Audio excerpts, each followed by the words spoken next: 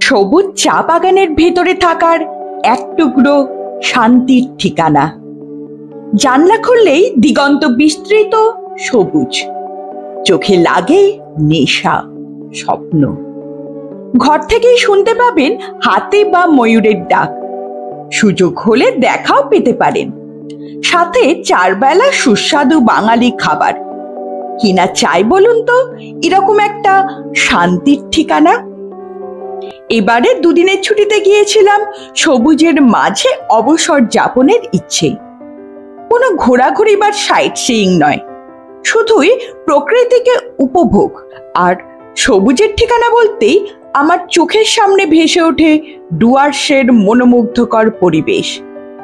তাই বেছেও নিলাম ডুয়ার্সের লাটাগুড়িকে। একটা সপ্তাহান্তে বর্ধমান থেকে চেপে বসলাম উত্তরবঙ্গ এক্সপ্রেসে। নামলাম লাটাগুড়ির নিকটস্থ new Maynaguri station. At last আমরা পৌঁছে গেছি ময়নাগুড়ি স্টেশন এবং এখান থেকে আমরা এখন যাব লাটাগুড়ি। সেখান থেকে আগে থেকে বুক করা একটা গাড়ি করে চলে আসলাম 25 কিলোমিটার দূরের লাটাগুড়িতে। চা বাগানের ভিতর আমাদের রিসোর্ট, নাম গ্রিনারি ইকো রিসোর্ট। রিসোর্টের ভেতরে ঢুকে প্রথম দর্শনেই তাকে ভালো লেগে গেল। বিশাল জায়গা নিয়ে রিসোর্টটা, 2টো পোর্শনে বিভক্ত, বাংলো প্যাটার্নের দ্বিতল বিশিষ্ট। আমাদের রুম ছিল 2 তলায়। জানলা খুললেই যেখানে সবুজ চা বাগান। আসার সাথে সাথে বাঙালির প্রিয় জলখাবার লুচি তরকারি। লুচি তরকারি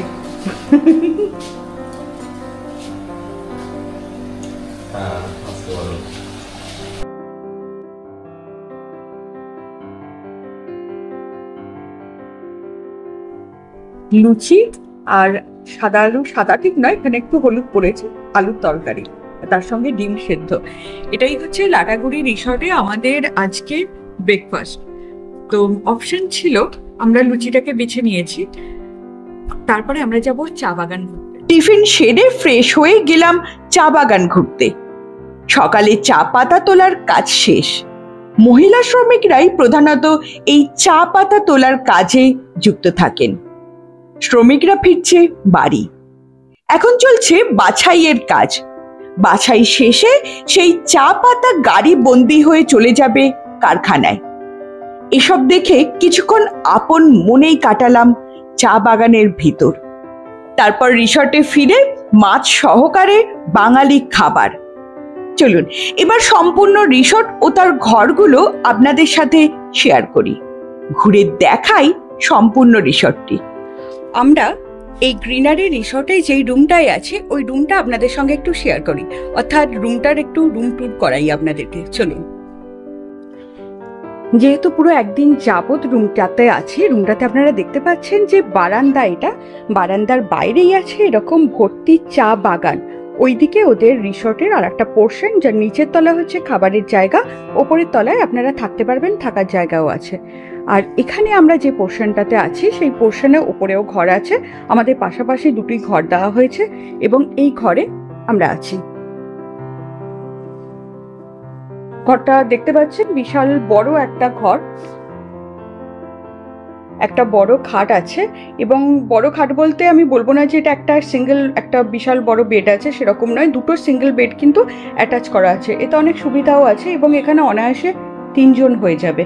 এখানে একটা আপনার সোফা আছে, এখানে একটা টি টেবিল আছে, একটা ড্রেসিং টেবিল আছে এবং অবশ্যই এখানে একটা টিভি রাখা আছে। আর ঘরে এখানে আপনার এই ঘরটা কিন্তু এসি নেই, এসি নয়। আর এখানে একটা ওয়ার্ড্রব আছে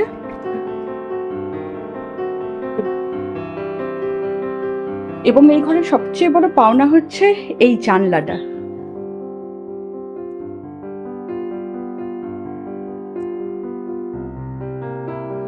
যে জানলা খুললেই আপনারা দূর দূরান্ত পর্যন্ত যত দূর তাকাবেন শুধুই চা বাগান।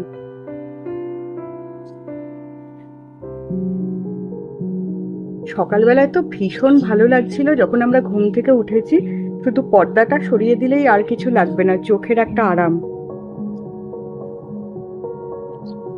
বাথরুমটা একটু আপনাদের দেখিয়ে নিই।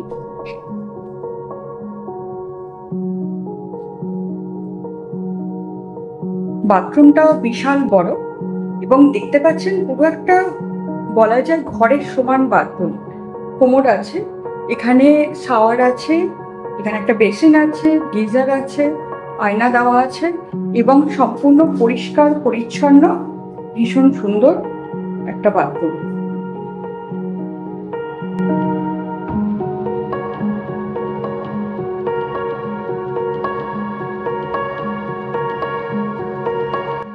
এই রুমটা একটু দেখাই, 103 নম্বর রুম। এই রুমটাও তাই বিশাল বড় একটা রুম।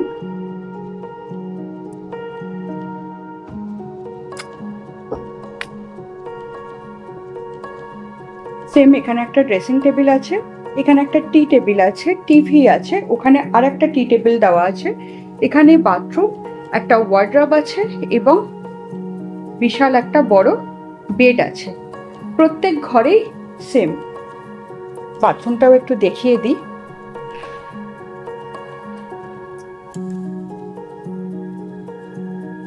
সেম আমরা যে রুমটায় আছি যত বড় বাথরুম এখানেও তাই।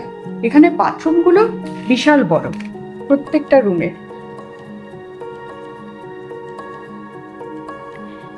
জাস্ট ঘুরতে যাওয়া নয়, যদি আপনারা মনে করেন যে কোথাও একটা বসে রিল্যাক্স করব কদিনের জন্য, লাটাগুড়ি বেস্ট অপশন। এবং তার জন্য এই রিসর্টটা, গ্রিনারি রিসর্ট, আপনার জন্য সবচেয়ে ভালো অপশন। তার সবচেয়ে বড় কারণ হচ্ছে, বলা হয় সবুজ জিনিস যদি আমরা চোখের সামনে দেখি আমাদের চোখের স্বাস্থ্যও ভালো থাকে। এখানে আপনি যেদিকে তাকাবেন শুধু সবুজ আর সবুজ। এবং দেখা পেলেও পেতে পারেন লেপার্ড, কারণ হচ্ছে চা বাগানে প্রচুর লেপার্ড আছে, তার সঙ্গে হাতি, এখানে কিন্তু প্রচুর হাতিও আসে। তাহলে আপনারা আসুন, যারা জাস্ট হ্যাঁ যদি এবার ভাবেন যে কিছু সাইট সিইং করবেন এখান থেকে, সেভেন সিস্টার্স পয়েন্ট আছে, ঝালং, মূর্তি, এসব জিনিসগুলো আছে, আপনারা অবশ্যই গিয়ে দেখতে পারেন। রকি আইল্যান্ড, এসব জায়গাগুলো এখান থেকে কাছেই পড়ে, মানে দিনের দিন গিয়ে আপনারা দেখে ফিরে আসতে পারেন। কিন্তু আমাদের এবারের ট্রিপটা আপনারা প্রত্যেকেই জানেন যে আমি কী হিসাবে, মানে কতটা ট্যুর করতে ভালোবাসি, কতটা ঘুরি এবং নিখুঁতভাবে খুঁটিয়ে দেখে দেখে প্রত্যেকটা জায়গায় ঘুরি। কিন্তু এবারের ট্রিপটা আমার তাই ছিল না। এবারের ট্রিপটা ছিলই আমার এইরকম যে একটা জায়গায় বসে জাস্ট রিল্যাক্স করব, এবং সেই কারণে লাটাগুড়িকে বেছে নিয়েছিলাম। যদিও আমরা আজকে সাফারিতে বেরিয়েছিলাম, ভীষণ ভালো সাফারি করেছি, অনেক পশু দেখেছি, সেটা তো আপনাদের সঙ্গে শেয়ার করব অ্যানাদার ভিডিওতে। আর আজকে শুধু থাকছে রুম ট্যুর। ওপরের রুমগুলো আপনাদেরকে দেখালাম, একটু নিচের রুমগুলো দেখাই। আমরা যে রুমটাতে আছি এটা ঠিক তার নিচের রুমটা, 104 নম্বর রুম।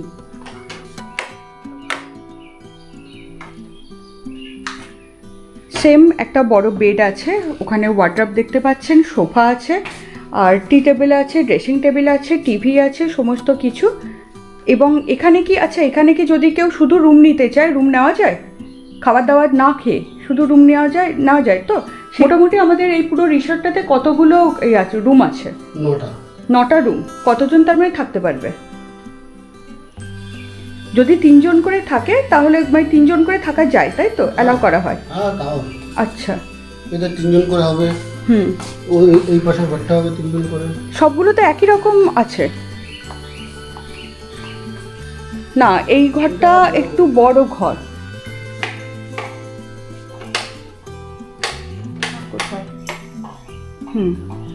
এই রুমটা কিন্তু বড় রুম।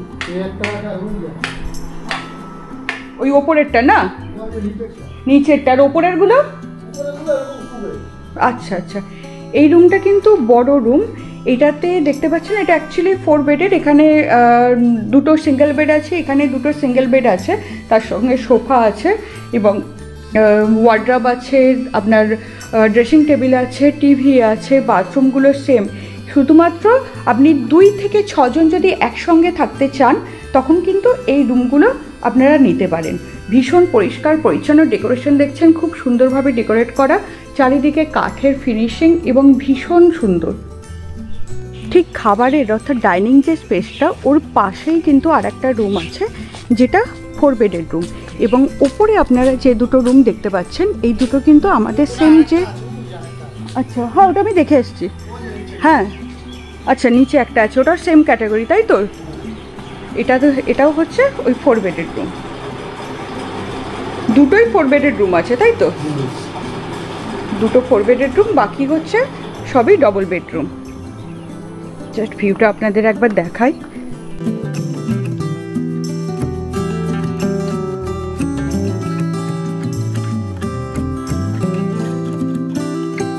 এবার একটু বিশ্রাম নিয়ে বিকালে যেতে পারেন কোনো সাফারিতে, অথবা যেতে পারেন কেনাকাটি করতে। লাটাগুড়িতে খুব ভালো কাঠের জিনিস পাওয়া যায়।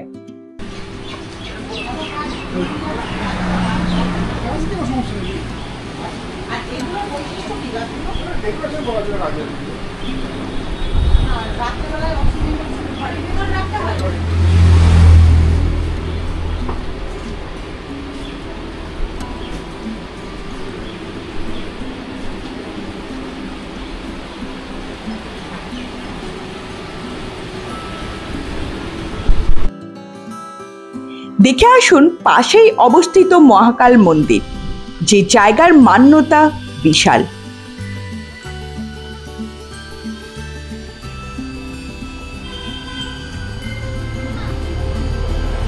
যেখানে গিয়ে ঘড়ি ও মোবাইলের সময়ের পার্থক্য দেখাবে পুরো 30 মিনিট। লাটাগুড়ি থেকে রঙ্গ যাওয়ার পথে জাস্ট আমরা যে জায়গা থেকে সাফারি শুরু করেছিলাম সেই জঙ্গলটা এখনো পর্যন্ত পেরোয়নি। জঙ্গলের মধ্যেই একটা ছোট্ট মহাকাল ধাম আছে। এখানে একটা গাছের তলায় প্রচুর শিবলিঙ্গ এবং বেশ শান্ত স্নিগ্ধ জায়গাটা। চলুন জায়গাটা আপনাদের একটু ঘুরে দেখাই।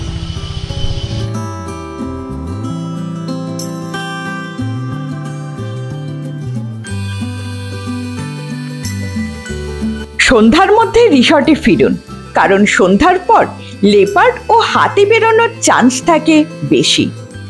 সন্ধ্যায় স্ন্যাক্স সহকারে চলুক আড্ডা। রাতেও পাতে বাঙালি হাতে মুরগির কারি। খাওয়া দাওয়া সেরে সুন্দর ঘুমের পালা। সকালে ঘুম থেকে উঠে চায়ের কাপ হাতে কিছুক্ষণ প্রকৃতিকে উপভোগ। তারপর যান গরুমারা সাফারি করতে। সাফারি সম্পর্কে বিস্তারিত তথ্য দিয়েছি আগের ভিডিওতে, অবশ্যই আই বাটনে এবং ডেসক্রিপশন বক্সে দেখে নিতে পারেন। সাফারি থেকে ফিরে দুপুরের খাবার খেয়ে যেতে পারেন পরবর্তী গন্তব্যতে। আমাদের পরবর্তী গন্তব্য ছিল রঙ্গ, একটা ছোট্ট নদীর গ্রাম। এ যেন তুলিতে আঁকা একটা গ্রাম। সে জায়গার ভিডিও আমি আপলোড করেছি আগেই আমার এই চ্যানেলে, অবশ্যই দেখে নিন। জায়গাটা কেমন লাগলো জানাতে ভুলবেন না। আর ভিডিও ভালো লাগলে তেপান্তর দ্য এক্সপ্লোরার চ্যানেলটিকে লাইক, সাবস্ক্রাইব এবং শেয়ার করে পাশে থাকার অনুরোধ রইল। অসংখ্য ধন্যবাদ সম্পূর্ণ ভিডিওটি দেখার জন্য এবং সঙ্গে থাকার জন্য।